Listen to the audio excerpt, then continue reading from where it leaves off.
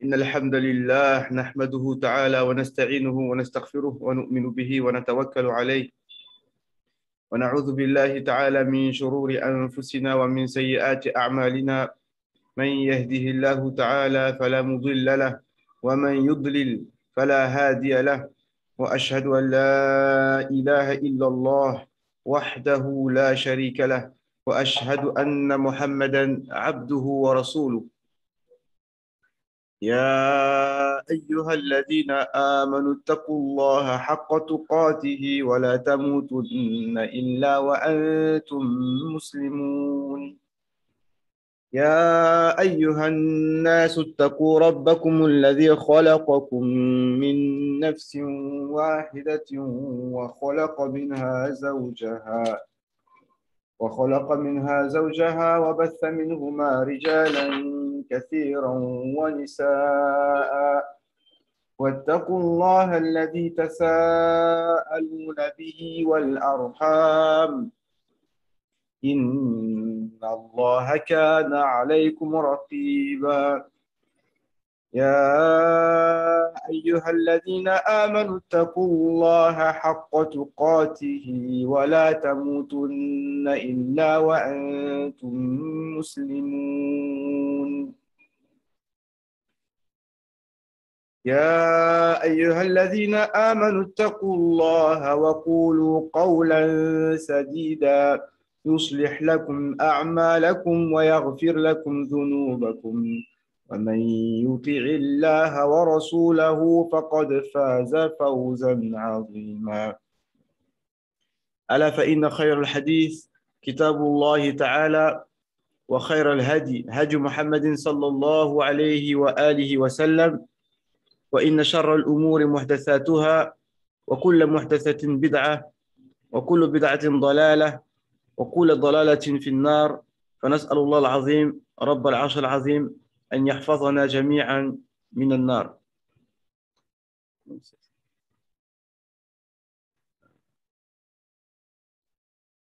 نعم.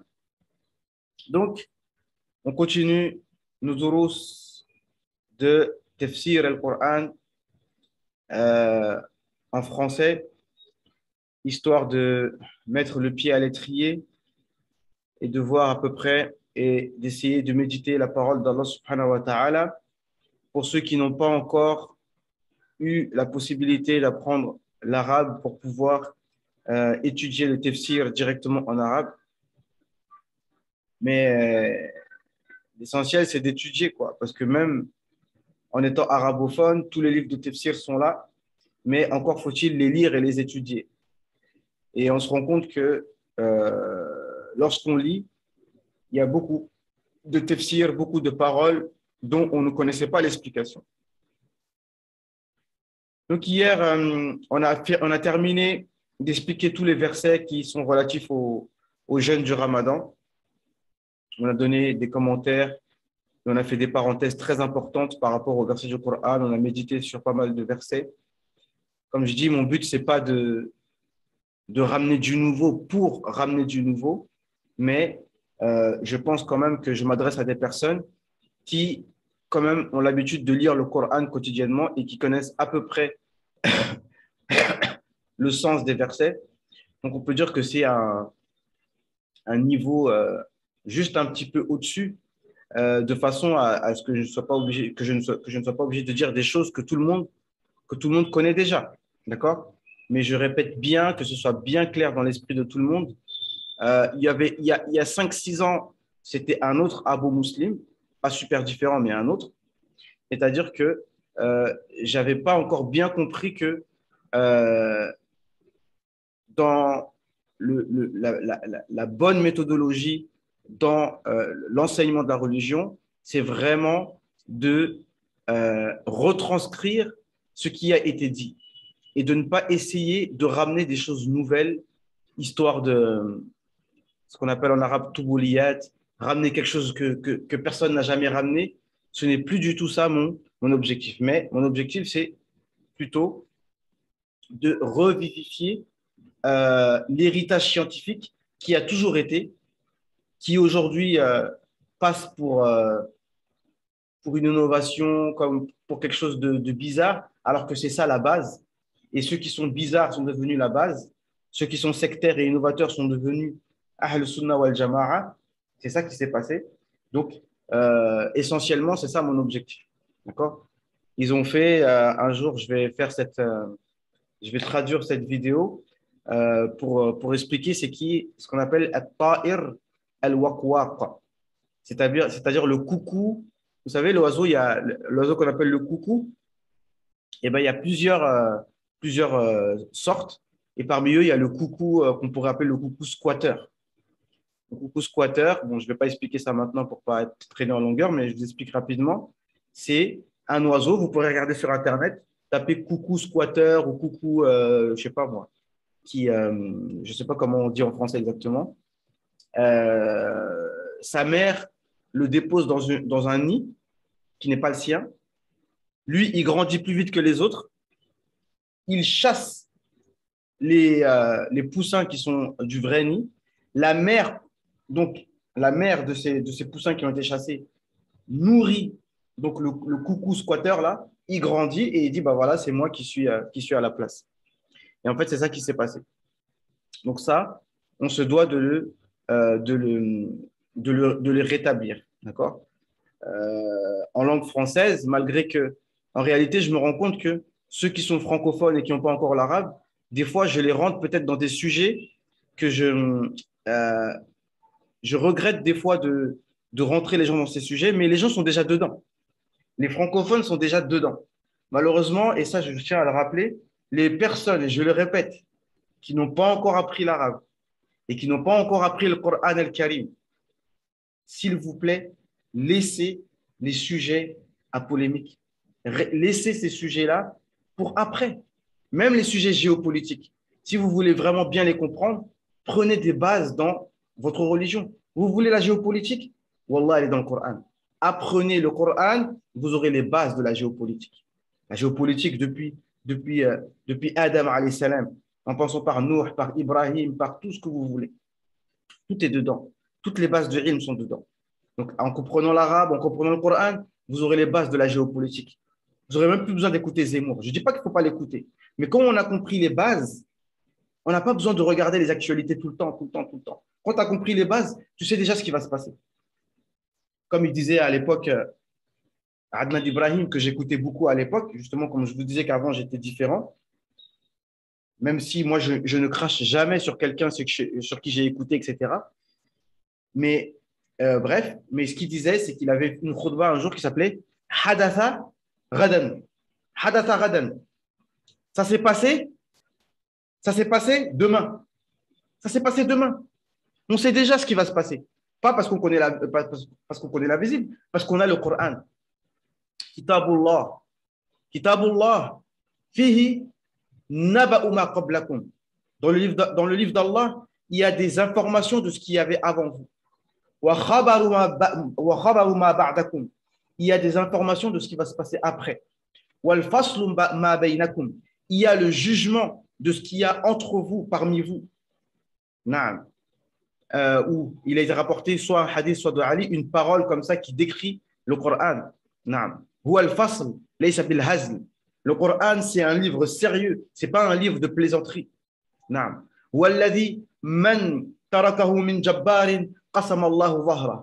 est le livre que celui parmi les dictateurs et les injustes, celui qui délaisse ce livre, Allah Azza wa Jal va le briser. Il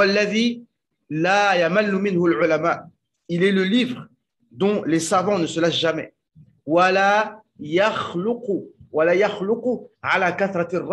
Et c'est un livre qui ne s'use pas malgré qu'on le lit beaucoup. Plus on le lit, au contraire, moins il s'use. C'est le livre dont les miracles et les choses étonnantes ne se terminent jamais.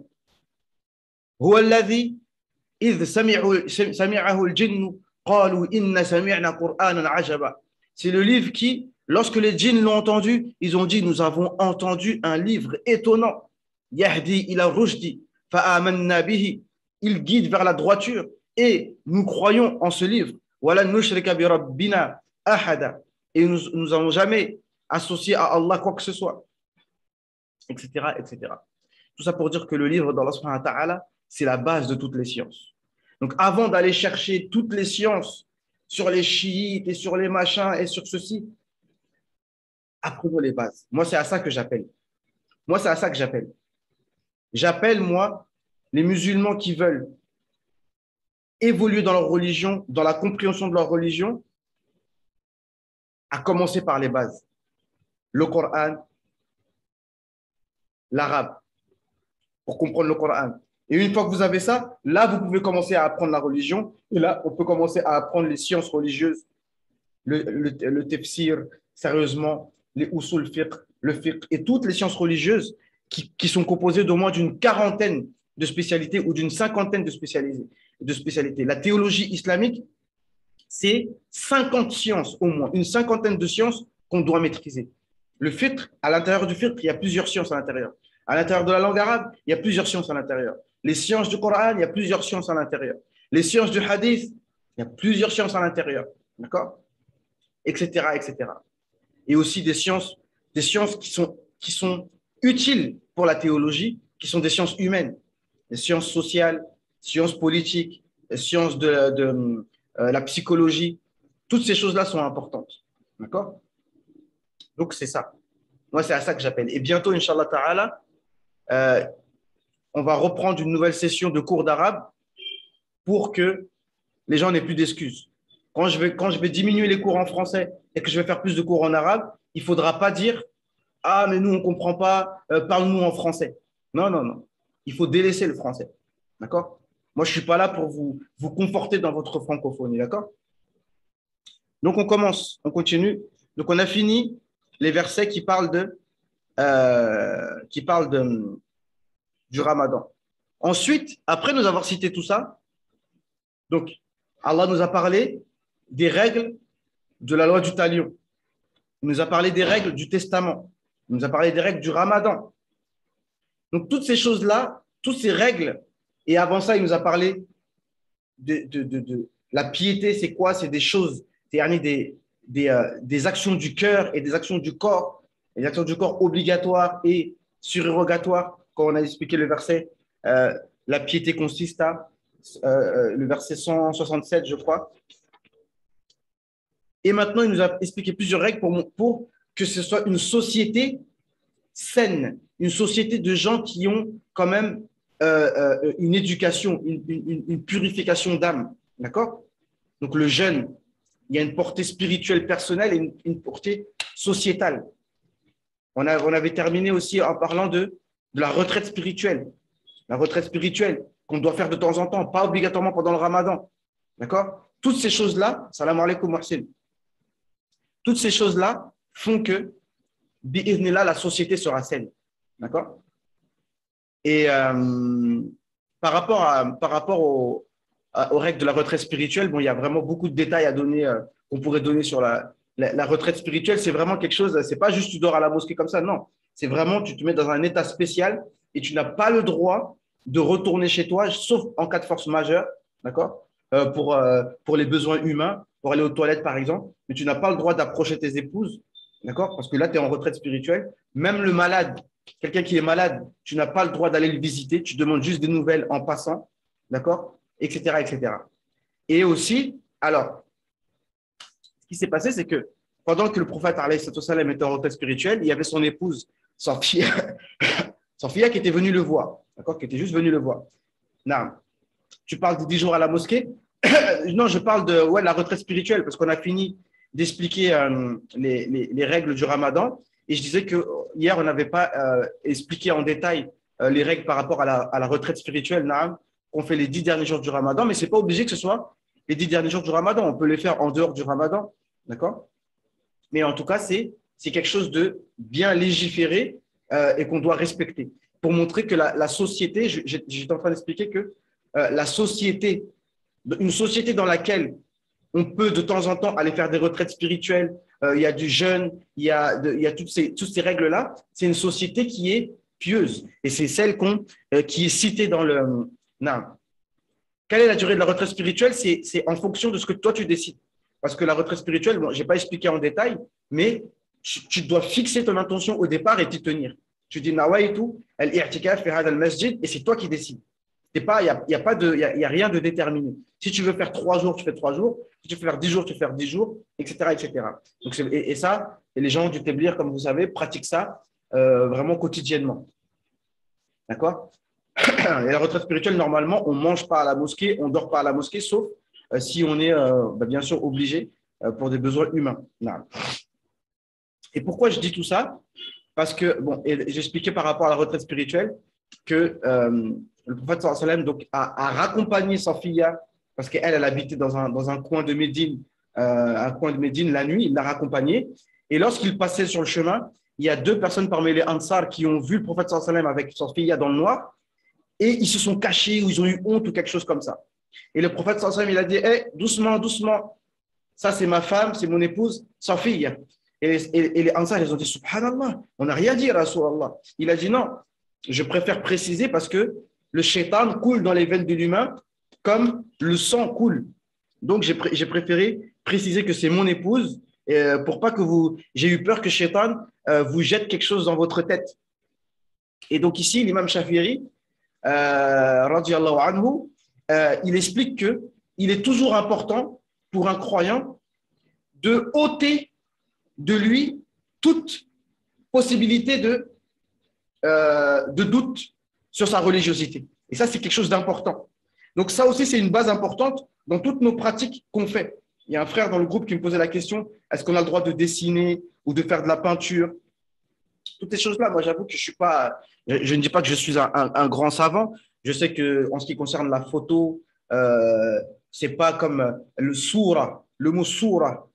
Quand le prophète sallallahu alayhi wa sallam parlait, ce n'est pas le mot soura que nous on connaît. D'accord? Donc ceux qui disent que la photo est haram, d'accord? En se parlant sur le hadith, on voit bien que c'est une mauvaise compréhension des textes. D'accord? Mais le fait de dessiner ou de peindre, je préfère demander à mon cheikh pour voir ce qu'il va me répondre. Bon, les sculptures, bon, ça, on délaisse. Mais toujours est-il que l'interdiction, elle a été faite par rapport au fait que les gens avaient encore l'habitude d'adorer des statues, etc. Donc, il vaut mieux délaisser ces choses-là. Pourquoi je dis ça? Parce que un musulman ne doit pas faire des pratiques qui vont faire en sorte qu'on va avoir des doutes sur sa religiosité. D'accord? Laisse ces choses-là. Qu'est-ce qui va t'emmener à dessiner? Pourquoi tu dessines? Pourquoi tu dessines des visages humains, tu dessines des personnages, etc. etc. Laisse ça. D'accord? Pareil pour ceux qui se font des coupes, hein, comme on avait parlé la dernière fois, des dégradés, machin. Même si certains savants vont te dire que c'est permis, mais tu n'es pas obligé de faire des coupes comme ça. D'accord? Voilà. C'est juste un principe de base. Parce qu'il faut comprendre que le Coran, quand je dis que le Coran, c'est la base de la science, c'est que le Coran, il est toujours général. Et le fait de prendre d'abord les sujets de façon générale, c'est hyper important. J'avais déjà parlé de ça précédemment. C'est hyper important. Et je le répète, parce que notre cheikh, Abdul Qadir Husseini, il avait précisé, c'est que certains frères, donc les frères salafis, wahhabis, bon, on va dire salafis, ou pseudo-salafis, on va les appeler comme ça, eux, ils sont accrochés aux détails, aux masaïl. Alors que la base, s'il faut être accroché au manahij, à la méthodologie. Quand tu as la bonne méthodologie, après les détails et ce qu'on appelle les masaïl, chaque question au cas par cas, eh ben, tu vas la comprendre mieux. D'accord? Mais des fois, eux, ils veulent te reprendre. Non, tu t'es trompé sur ça. Non, le hadith n'est pas authentique. Non, en fait, ce n'était pas telle date. Mais non, mais ça, c'est un détail. Mais si tu as la base, même si tu t'es trompé sur un petit détail, mais la base restera toujours bonne. Et c'est ça que le Coran nous apprend, à rester dans les choses générales. Quand tu restes déjà dans le général, tu as moins de chances de te tromper. Et c'est les raisons pour lesquelles les hadiths, au départ, le prophète sallallahu alayhi wa sallam avait même interdit d'écrire les hadiths. Pourquoi? Parce que les hadiths, des fois, sont contextualisés. Les hadiths concernent quelque chose de précis concernant l'époque et l'endroit. Donc, si les gens prennent directement des hadiths, des fois, ça peut poser des anachronismes. On va te dire, ah, mais regarde, le prophète sallallahu alayhi wa sallam a interdit telle chose, il a dit de faire telle chose, et toi, tu t'arrêtes sur ça, alors que ce qui est important, c'est de comprendre la méthodologie pour pouvoir le pratiquer à différents endroits et différentes époques. Est-ce que vous comprenez? Donc ici, après nous avoir parler donc du ramadan, de la retraite spirituelle et de toutes ces choses qui vont nous permettre d'être un peuple saint, comme il était dit de nous dans les livres précédents, d'accord dans les livres précédents, la communauté, l'Umma islamiyya, elle est citée. El-Sha'b al-Muqaddas, le peuple saint, c'est nous. Le peuple élu, c'est nous. Alhamdulillah. Mais pour être le peuple élu, il y a des conditions à respecter. Ce n'est pas pour nos beaux yeux. D'accord? Ce n'est pas par filiation, non. D'accord? Mais c'est nous. Et donc, ici, ensuite, Allah Azza wa Jal nous parle de la, comment on appelle ça? La corruption. Allah nous dit A'udhu billahi minash shaitanir rajim wa la ta'kulu amwalakum bainakum bil batil wa tudlu biha ila al hukam litakulu fariqan min amwalin nas bil ithmi wa antum ta'lamun.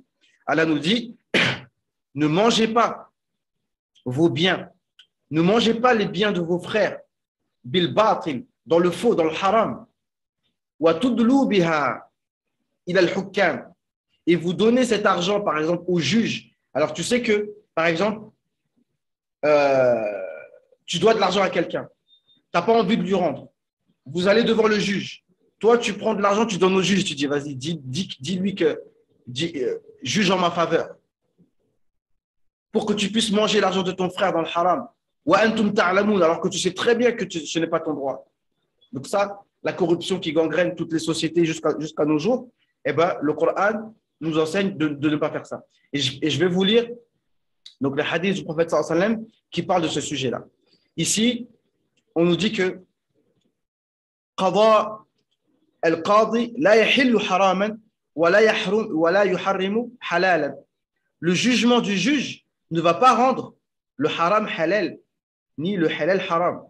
D'accord? وقد ورد في الصحيحين عن سلمة أن رسول الله صلى الله عليه وسلم قال ألا إنما أنا بشر وإنما يأتيني الخصم فلعل بعضكم أن يكون ألحن بحجته من بعد فأقضي له. Donc le prophète sallallahu alayhi wa sallam il dit je suis un homme comme vous lorsqu'il est juge, mais c'est un être humain. Le prophète sallallahu alayhi wa sallam ne connaît pas tout l'invisible. Deux personnes viennent avec un différend devant le prophète alayhi wa sallam. Le prophète sallallahu alayhi wa sallam, c'est pas à chaque fois que la révélation lui vient pour dire lui a fait telle chose, lui a fait telle chose. Il est un être humain. Et innama ya'tini al-khasm. Donc les gens viennent devant moi pour que je sois leur juge. فَلَعَلَّ بَعْضَكُمْ أَنْ يَكُونَ أَلْحَنَ بِحُجَّتِهِ مِنْ بَعْدٍ فَأَقْضِي لَهُ. Donc il se peut que quelqu'un soit beaucoup plus éloquent pour se défendre, donc je juge en sa faveur. Et on avait appris, quand on avait appris donc à l'USH dans le cursus de théologie, le jour où les pots de vin disparaîtront, les sociétés auront énormément changé, tout à fait. Mais ça, pour que ça s'arrête, c'est obligatoirement qu'il faut que les gens croient au juge suprême qui est Allah subhanahu wa ta'ala. Parce que les juges de dunya, on peut les tromper, on peut leur mentir, on peut les corrompre, on peut se cacher d'eux, on peut leur cacher les preuves. Mais le juge qui est Allah subhanahu wa ta'ala, on ne peut pas le... Et on avait appris dans notre cursus qu'à la base, le métier d'avocat est un métier, en fait, en tout cas, qui n'existe pas dans l'islam et qui ne devrait pas exister d'ailleurs. Le métier d'avocat, ça c'est comme l'assurance, d'accord? Et c'est comme le droit. Hein? Ma nièce, elle vient de, quand elle la protège, quand elle la guide, elle vient d'avoir son bac plus 6 en droit. Mais le droit, ça c'est le cursus des vrais bandits. Alors si tu veux vraiment être bandit, là, c'est le droit qu'il faut faire, d'accord? À notre époque. Parce que quand tu connais le droit, ça c'est le fiqh de 2021, n'est-ce pas? Ce n'est pas notre fiqh malheureusement qui n'est plus en vigueur. Vous comprenez? Et ce que je veux dire, c'est quoi? C'est que l'avocat, en fait, l'avocat, c'est comme le droit, c'est comme l'économie actuelle. C'est-à-dire, c'est des métiers qui sont pas compliqués à la base. Normalement, on n'a pas besoin d'avocat. Parce que le droit, la justice, normalement, est simple. Mais vous-même, vous savez comment le droit est hyper compliqué. Tu lis un livre de droit, tu dis, mais est-ce que c'est du français même que je suis en train de dire là? Nonobstant que ceci, attendu que… Tu peux pas. Donc, tu es obligé d'avoir un avocat qui, lui, comprend leur charabia et qui sait comment il doit parler. Tu lui donnes des grosses sommes pour qu'il puisse te défendre. Prenez l'exemple de quelqu'un qui a perdu son permis, il a perdu tous ses points. Ben, normalement, enfin, si tu sais te défendre, si tu connais la loi, si tu sais quel courrier il faut écrire, quel courrier spécifique il faut écrire, tu récupères ton permis. Mais il y a des avocats spécifiques dans tout ce qui est code de la route. Tu es obligé de lui donner 1500 euros et t'inquiète, ton permis, il te le ramène. Comment il fait? Comment il fait pour te le ramener? Il te le ramène, t'inquiète pas. Donne-lui juste 1500 euros, il te ramène ton permis. Juste, il va écrire quoi? Juste un courrier, machin, il va faire le truc. Et voilà. Vous comprenez? Et pourquoi je disais ça? Parce que voilà, les gens se défendaient eux-mêmes. Et toi, tu as un problème, tu viens devant le prophète sallallahu alayhi wa sallam, tu n'as pas besoin d'avoir une personne qui va parler à ta place. Non, c'est toi qui parles. Donc, si toi-même, tu as ce don d'avocat, tu es un maître du barreau pour toi-même, et ben c'est ça que le prophète sallallahu alayhi wa sallam dit. Mais c'est pareil, et cette parole, elle est valable pour un avocat. Si tu as un super avocat qui te défend, alors que tu es un mujrim, hein, comme ceux qui… l'autre là, Dupont-Moretti, là, qui défendait tous les pédophiles, là, et qui maintenant, qui est ministre de la Justice et qui nous a sorti des lois sur le consentement des enfants de 3 ans, etc., alors qu'on leur demandait de faire des lois contre la pédophilie. Bon, ça, c'est encore un autre sujet. Fermons la parenthèse. Donc, il se peut que, il dit le prophète, vous soyez plus éloquent et je juge pour vous. فَمَنْ قَضَيْتُ لَهُ بِحَقِّ مُسْلِمٍ فَإِنَّمَا هِيَ قِطْعَةٌ مِنْ نَارٍ. Donc, celui que, actuellement, un avocat, si tu n'es pas riche, c'est juste de la comédie. Ben oui. Non. Donc, il dit, celui que je juge en sa faveur, alors qu'il sait que ce n'est pas son droit, il prend un morceau de feu. Donc, c'est la seule chose. Si les gens ne croient pas au feu, eh ben, en fait, c'est fichu. Les gens vont toujours mentir, les gens vont toujours tricher, etc. D'accord? Donc, c'est ça le bienfait de l'islam. فَلْيَحْمِلْهَا أَوْ يَذَرْهَا. Alors que s'il veut, il la prend, s'il veut, il la laisse. نعم. فدلت هذه الآية الكريمة وهذا الحديث على أن الحكم الحاكم لا يغير شيء في نفس الأمر فلا يحل في نفس الأمر حراما هو حرام ولا يحرم حلالا هو حلال وإنما هو ملزم في الظاهر. Donc, comme on a dit, le jugement du juge, ça ne veut pas dire que maintenant que le juge a décrété que c'est toi qui as raison, donc tu ne lui rends pas l'argent, ça ne veut pas dire que cet argent, il est halal pour toi. Parce que toi-même, tu sais que tu mens. D'accord? Mais le juge, lui, il ne peut juger que sur les apparences. Mais bien entendu, un juge, c'est celui qui doit avoir le plus haut degré de science et d'intelligence et de compréhension et tout ce que tu veux. Il doit être hyper intelligent pour bien comprendre, même s'il juge que sur les apparences, mais les apparences qu'il voit, il ne faut pas qu'il se laisse tromper. Il doit être hyper intelligent. Il doit savoir qui fait quoi. Mais ça se peut qu'on le trompe.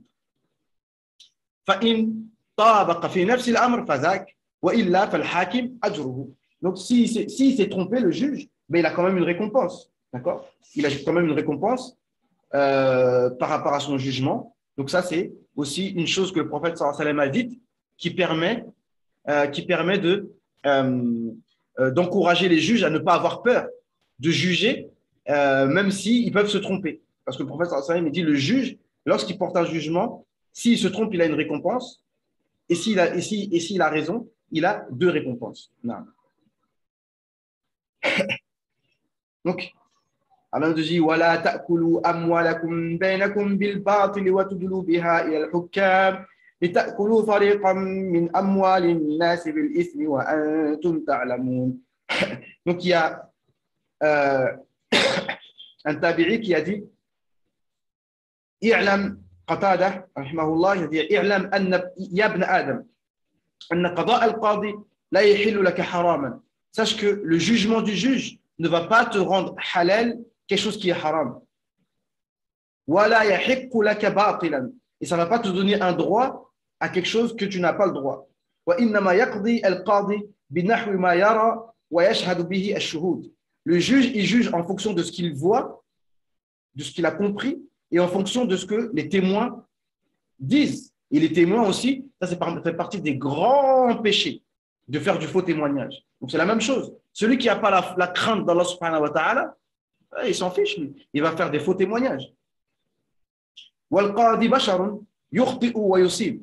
Et le juge, c'est un être humain. Même le prophète sallam, il rentre dans ça, c'est un être humain. Il peut se tromper et il peut avoir raison. وَاعْلَمُوا أَنَّ مَنْ قُضِيَ لَهُ بِبَاطِلٍ أَنَّ خُصُومَتَهُ لَنْ تَنْقَضِي حَتَّى يَجْمَعِ اللَّهُ بَيْنَهُمَا يَوْمَ الْقِيَامَةِ. Mais sache que celui qui a pris un droit injustement, que le jugement ne sera pas terminé jusqu'à ce qu'Allah Azza wa Jal les réunisse, n'est-ce pas, au jour du jugement et que Allah donne le droit. فيقضي على المبطل للمحق بأجود مما قضي به للمبطل على المحق في الدنيا. Et donc, celui qui a subi de l'injustice, il va reprendre son droit encore beaucoup mieux que ce qu'il a perdu dans le dunya. Donc ça, c'était par rapport à ce verset-là. Donc pour dire que, et toujours réfléchir lorsqu'on on écoute, on médite le Coran, la cohésion entre les versets. Après que Allah Azza wa Jal nous ait parlé du Ramadan, où normalement on purifie notre âme, et normalement pendant le Ramadan, vous avez bien compris que le Ramadan, ça nous apprend al-muraqaba, c'est-à-dire de craindre Allah, même si on ne le voit pas, n'est-ce pas? Revenez au dars d'hier, on a parlé de pas mal de choses, hashakum par rapport à ceux qui font des choses, ceux qui sont éprouvés par la masturbation, toutes ces choses-là, des choses que tu fais quand tu es tout seul. D'accord? Pendant le Ramadan, ça t'apprend à plus faire ces choses-là et à faire des choses que toi et Allah savent que vous le faites. Vous comprenez? Et donc, à travers ça, la société sera beaucoup plus saine. Non. Après, on avait expliqué déjà le verset par rapport au Ahilla. Il pose les questions par rapport au cycle lunaire. Ça, on avait expliqué ça. Et on avait dit que les savants nous disent que cette question n'était pas super intéressante. Donc, la réponse a été très succincte, très brève. Et Allah Azza wa Jal a parlé du fait de ne pas rentrer dans les maisons par les fenêtres. Ça, c'était une habitude que les gens avaient et ils pensaient que c'était ça, être pieux.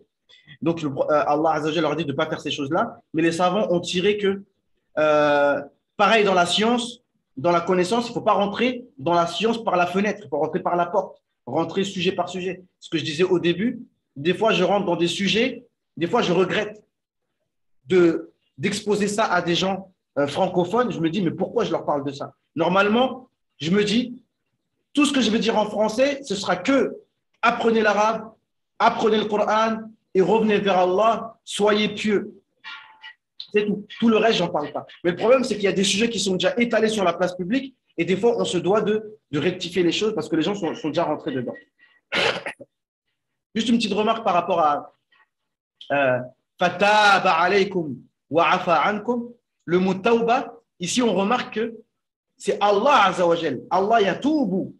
C'est-à-dire que c'est Allah qui vient vers toi pour te pardonner. Yani, ثم تاب الله عليهم ليتوبوا. Allah nous dit, Allah est venu vers eux. Yani, si vous préférez, Allah s'est repenti vers eux pour qu'eux puissent se repentir. Parce que nous, on ne peut pas se repentir si Allah lui-même n'est pas venu vers nous. Est-ce que vous comprenez? Pour comprendre que le tauba, le fait que nous, on puisse faire tauba, c'est par la permission et la grâce d'Allah subhanahu wa ta'ala. Taba alayhim. Vous comprenez? Ça,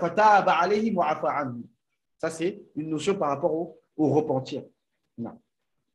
À la suite de ça, donc de quoi est-ce que Allah Azza wa Jal nous parle? Il dit وَقَاتِلُوا فِي سَبِيلِ اللَّهِ الَّذِينَ يُقَاتِلُونَكُمْ وَلَا تَعْتَدُوا إِنَّ اللَّهَ لَا يُحِبُّ الْمُعْتَدِينَ. Et combattez fi sabilillah, ceux qui vous ont combattu, et ne transgressez pas, car Allah n'aime pas les transgresseurs. Donc ici, on rentre dans des vrais sujets. Là, on rentre dans des sujets de combat. On rentre dans des sujets où on parle de sang qui coule. Ce n'est pas des sujets anodins. Mais avant de rentrer dans ces sujets-là, regardez la cohérence de tout ce qu'on a lu avant. On a lu avant le Ramadan, etc., le testament, toutes ces choses-là. C'est-à-dire qu'avant de rentrer et avant de parler de ces sujets-là, il faut déjà que les personnes aient une purification de leur âme. Parce que si on rentre dans le domaine de combat, de faire couler le sang d'autres êtres humains sans avoir de purification d'âme, c'est la catastrophe.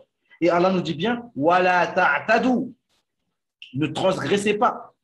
C'est-à-dire que si on combat, il faut rester droit, juste dans le combat.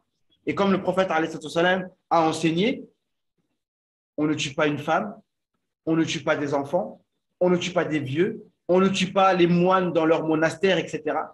On ne tue pas des animaux sans raison, on ne brûle pas les arbres sans raison. Donc, même si on combat, mais on reste dans la justice et la droiture. Pas comme les gens essayent de faire croire que les musulmans sont sanguinaires et qui font couler le sang injustement des gens. Et moi, je pose toujours la question, en fait, pourquoi est-ce que on diabolise comme ça le combat fils sabilillah, alors que chaque pays, la France, n'importe quel pays, a une armée, un ministère comment on appelle ça, le ministère de la Défense, des budgets annuels très conséquents, d'ailleurs qui ne sont même pas suffisants d'ailleurs, pour la guerre. Pourquoi?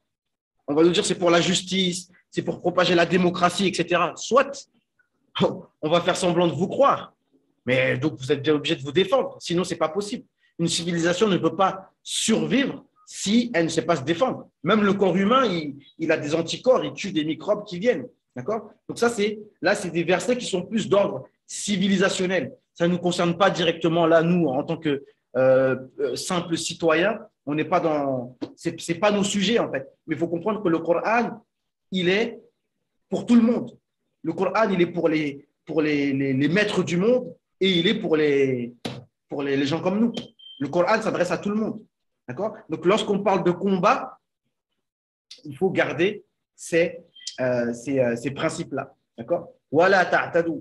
Inna Allaha la yuhibbul mu'tadin. Donc, ces versets-là, en fait, ils étaient révélés, c'était par rapport à… En fait, on nous dit que c'était les premiers versets à Médine qui étaient révélés par rapport au combat, parce que le combat avant était interdit. Toute la période de la Mecque, les musulmans subissaient des injustices. Les versets disaient Alam tara ila alladhina qila lahum kuffu aydiyakum wa aqimus salata wa atuz zakah. Avant, c'était ça l'ordre d'Allah. Gardez vos mains, ne levez pas la main. Faites la prière et donnez la zakat. Non. Mais après, Allah nous dit فلما كتب عليهم القتال إذا فريق منهم يخشون الناس كخشية الله أو أشد خشية وقالوا ربنا لما كتبت علينا القتال لولا أخرتنا إلى أجل قريب قل متاع الدنيا قليل والآخرة خير لمن اتقى ولا تظلمون فتيلا أينما تكونوا يدرككم الموت ولو كنتم في بروج مشيدة. Donc là, Allah, il motivait même les gens, parce que les gens, quand on n'a pas l'iman, déjà qu'on n'a pas l'iman, qui va aller combattre son iman? Tu vas aller pour mourir? Les gens, ils ont pas le courage. D'accord? Ça, c'est la première chose. Et quand on y va, ce n'est pas pour faire de la justice. Donc, dans ce verset de Surat Nisa, Allah nous dit au départ, le combat était interdit, mais quand le combat a été légiféré, il y en a qui ont dit comment? Ya Allah, pourquoi c'est comment? Pourquoi on va aller combattre? Pourquoi tu nous as prescrit le combat? Pourquoi tu n'as pas attendu, tu n'as pas laissé pour plus tard? Et Allah, il nous dit, mais cette vie, c'est rien. L'au-delà, c'est meilleur pour celui qui a la piété. Vous ne subirez aucune injustice.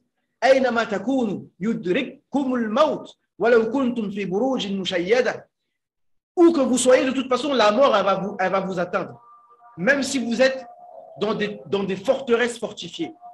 Naam. Donc ici, Inna Allah la yuhibbul mu'tadin. Tous les États ont une défense du territoire, mais les injustes veulent que les musulmans aient juste un ministère de la cuisine. Voilà, tu as tout compris. Naam. En fait, ils veulent nous désarmer. Et ça qui est extraordinaire avec eux. C'est-à-dire qu'eux, ils ont le droit de se défendre, ils ont les dernières armes. Hein, comme on a dit, malheureusement, nous, dans l'armement, j'ai parlé hier, hein, je ne me répète pas, que si on reste archaïque, même dans le domaine de l'armement et dans tous les domaines, on ne peut pas être une civilisation qui sera à la hauteur de son époque. Ce n'est pas possible. Avant, les armes qu'ils avaient, ben, c'était les armes les plus modernes de l'époque. Les flèches.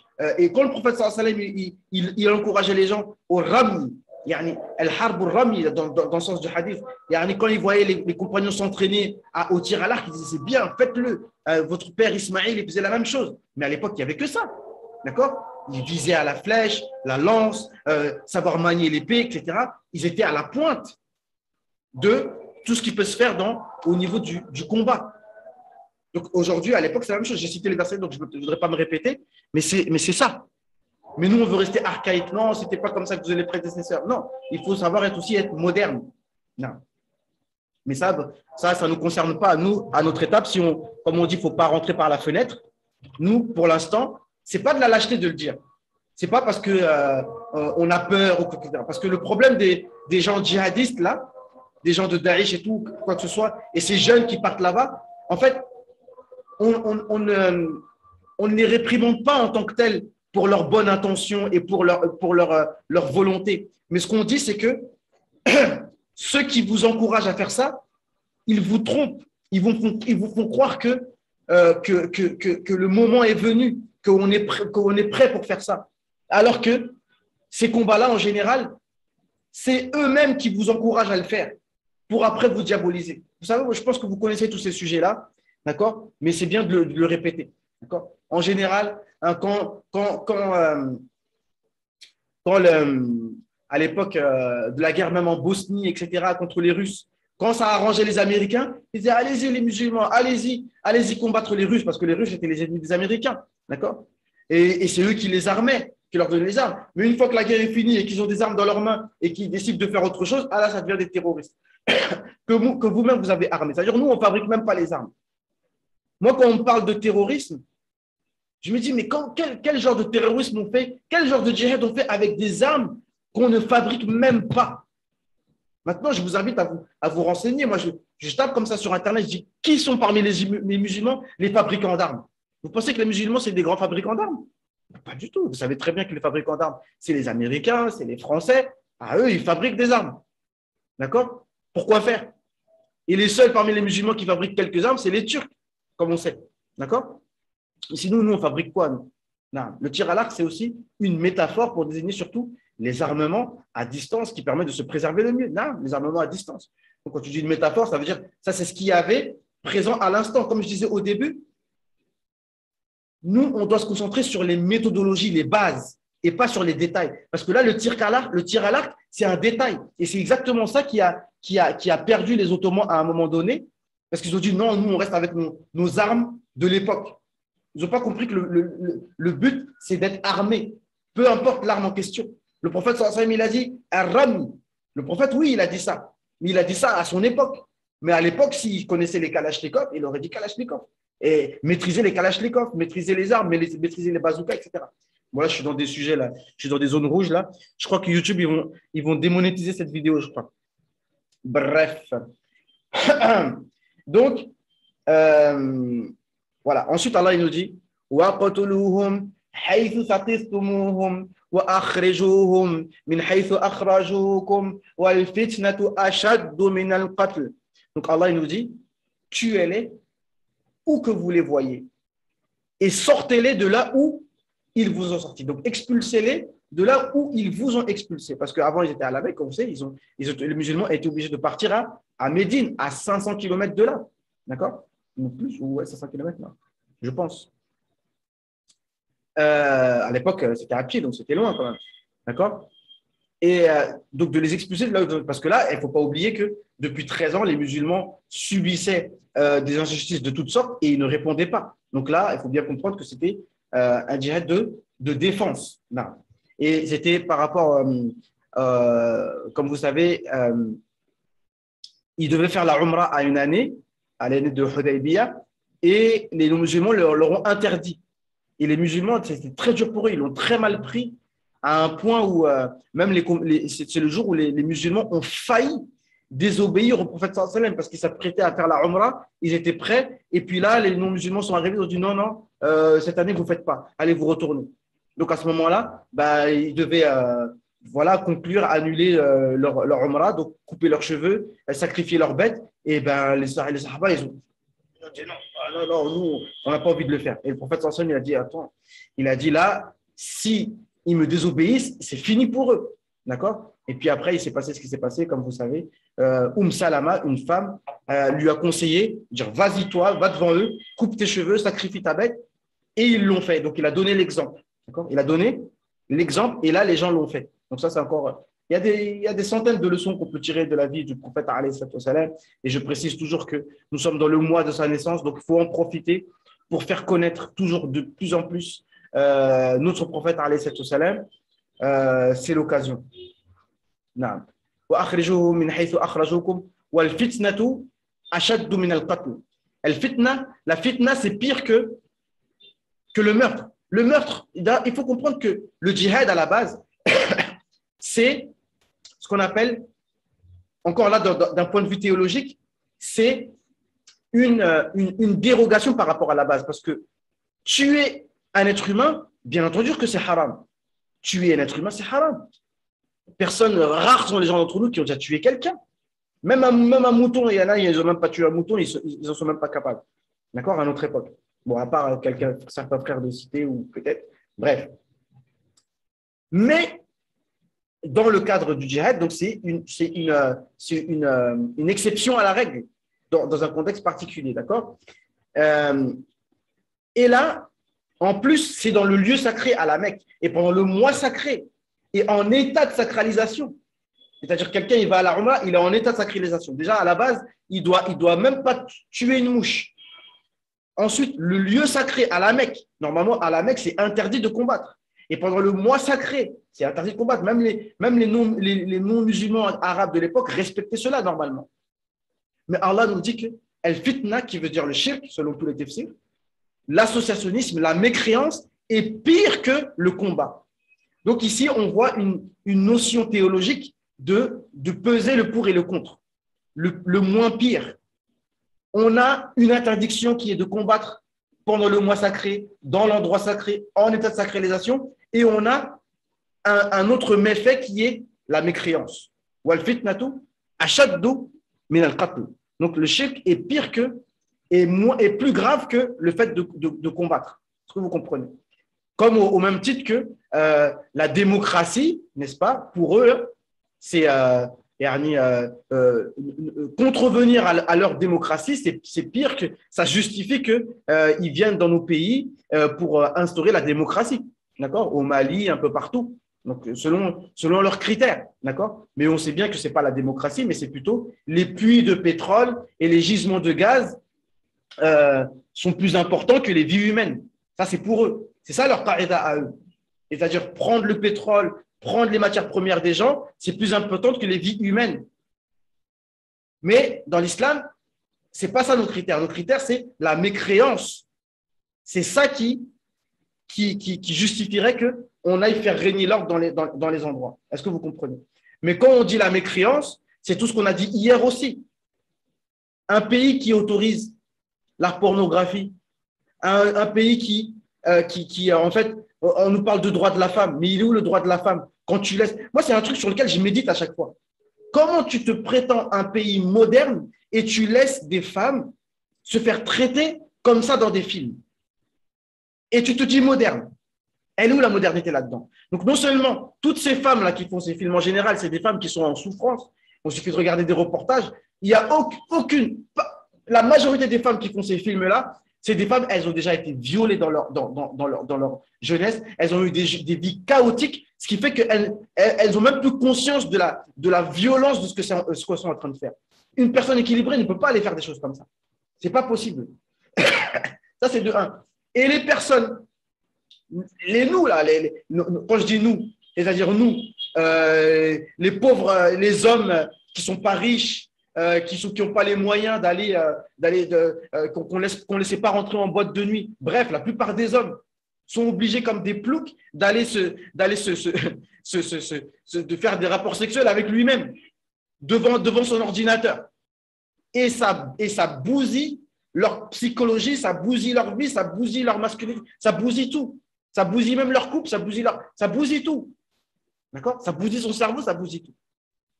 Qu'est-ce qu'ils veulent, ces gens? Donc, ils veulent nous affaiblir spirituellement, ils veulent nous affaiblir intellectuellement. C'est quoi votre projet, en fait? Quand on dit le shirk, c'est tout ça. Parce que le fruit de la mécréance, c'est ça. C'est que tu n'as plus rien dans la tête, tu n'as plus rien dans le cœur, tu n'as plus aucune valeur. Et après, on se plaint. Et après, on vient dire que c'est l'islam qui est le problème du monde. Même Zemmour, Wallah, il est intelligent, Zemmour. Il sait très bien qu'il raconte n'importe quoi sur l'islam. Il est suffisamment intelligent pour savoir que tout ce qu'il dit sur l'islam, c'est complètement faux. Mais lui, il est en train de parler pour ceux qui le payent. C'est ça, lui, son paradoxe. Et le frère Youssouf Hindi, Hafizahullah, il a écrit un livre sur lui. L'autre Zemmour, je ne l'ai pas lu, mais je connais le contenu du livre. Et c'est vraiment très significatif de tout ce qu'on est en train de vivre. Une personne intelligente comme Zemmour, tu veux te faire croire que le problème de l'humanité, c'est l'islam. Mais c'est révoltant, en fait. Voilà, c'est révoltant. Surtout que la démocratie, au sens propre du terme, n'a jamais existé, même à l'époque grecque, comme il nous dit le frère. Donc là, ça va couper sur Zoom. Et puis, j'ai plus beaucoup de batterie. Puis, j'ai pas envie de trop vous embêter. Et je pense qu'on en a dit assez. والفتنة أشد من القتل نعم ولا تقاتلوهم عند المسجد الحرام حتى يقاتلوكم فيه فإن قاتلوكم فاقتلوهم كذلك جزاء الكافرين. Et voilà, on peut s'arrêter là, Inch'Allah Ta'ala. On se revoit, Inch'Allah, samedi prochain à 14h. Samedi prochain à 14h. N'oubliez pas je vous recommande d'essayer de vous abonner sur ma chaîne YouTube parce que tous les cours de tafsir seront publiés dessus. Là, j'ai 3-4 dars de tafsir que je dois publier sur YouTube. Je suis toujours un peu en retard. Donc, pour ceux qui veulent suivre les cours de tafsir. Donc, voilà. Donc, Jawad, salam alaikum, Bilal, Mustafa, Sonia, Mu'tasim, Isa, Al-Ihsan, je crois que c'est Saïd, ça. Salam à tout le monde. Dommage. De quoi? Qu'on ne continue pas? Moi, je veux bien continuer, hein. Mais allez, on continue. Allez, bismillah. C'est pas grave. En plus, franchement, aujourd'hui, j'étais un peu fatigué. Je me suis forcé à faire. On va continuer samedi prochain, Inch'Allah Ta'ala. On fait comme ça, Inch'Allah. Allez, salam alaikum. سبحانك اللهم وبحمدك أشهد أن لا إله إلا أنت نستغفرك ونتوب إليك سبحان ربك رب العزة عما يصفون وسلام على المرسلين والحمد لله السلام عليكم tout le monde. On se dit à samedi prochain pour le prochain cours de tafsir, Inch'Allah. Mais suivez sur YouTube, je vais publier les autres durous, Inch'Allah, pour ceux qui veulent suivre. Allez, salam alaikum wa rahmatullah.